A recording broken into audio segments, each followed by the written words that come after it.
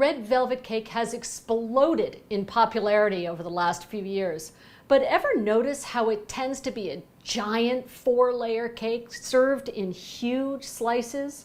To make it more manageable, I've combined the red velvet cake with another popular treat, the whoopie pie. It gives you all of the goodness of red velvet cake right in the palm of your hand. The whoopies themselves are basically red velvet cake baked up into cookie-sized rounds. You want to start by mixing together our dry ingredients. We have flour in the bowl, and we're going to add cocoa powder. This is natural cocoa powder, not Dutched. If it's lumpy, you want to sift it before you add it. We're going to add baking powder, baking soda, and table salt. And you really want to combine these ingredients well. And it's not just a matter of whisking. You're also folding to make sure it's all very well incorporated. There, that looks good. Now, let's start with the batter. We're going to start with softened butter. This is butter that's at room temperature. It's not all melty or super soft. It just gives slightly when you press into the butter stick. Kind of like if you're touching the top of a ripe peach. It just gives slightly. Add this to our stand mixer. And now we're going to add the granulated sugar. And we're going to beat on medium speed until it's really well blended and smooth.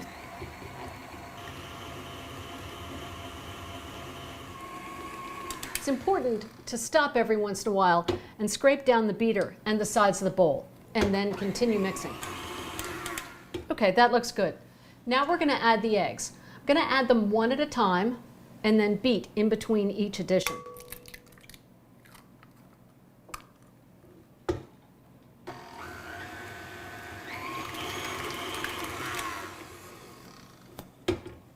And then along with the last egg, we're going to add vanilla extract.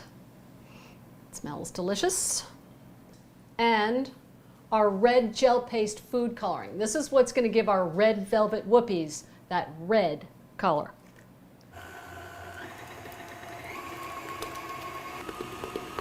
There, that looks great. Now we're going to add half of our dry ingredients. You don't have to be perfect about this, just eyeball it. Going to mix on low speed until it's just incorporated. Okay, now we're going to add the sour cream. It's at room temperature. It's the sour cream or buttermilk that gives the red velvet cake a nice tangy flavor.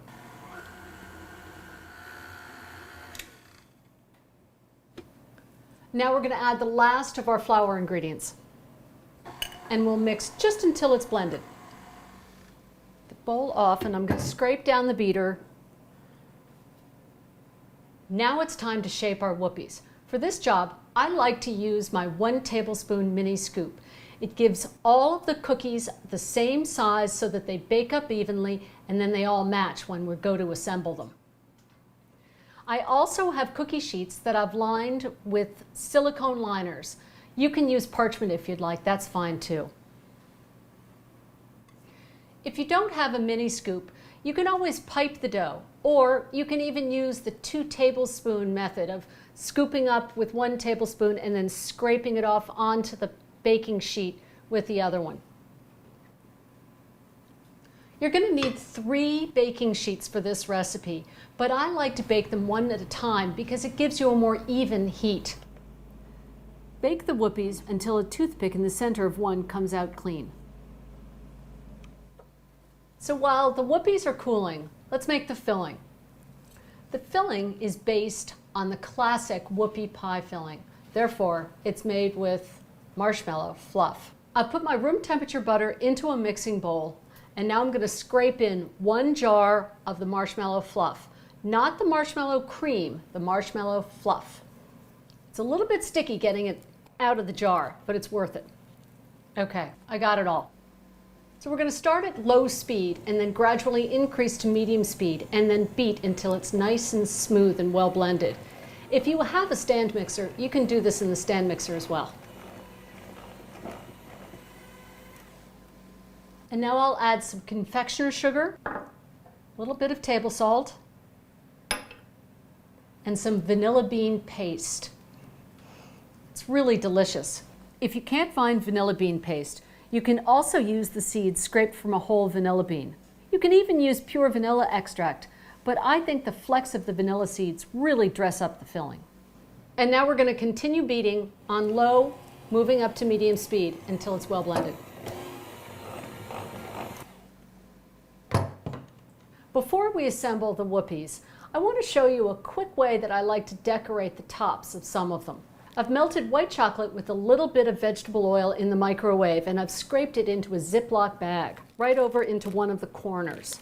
I'm going to twist that top, turn it over, holding the twist with the opposite hand, and snipping off a little bit of the corner.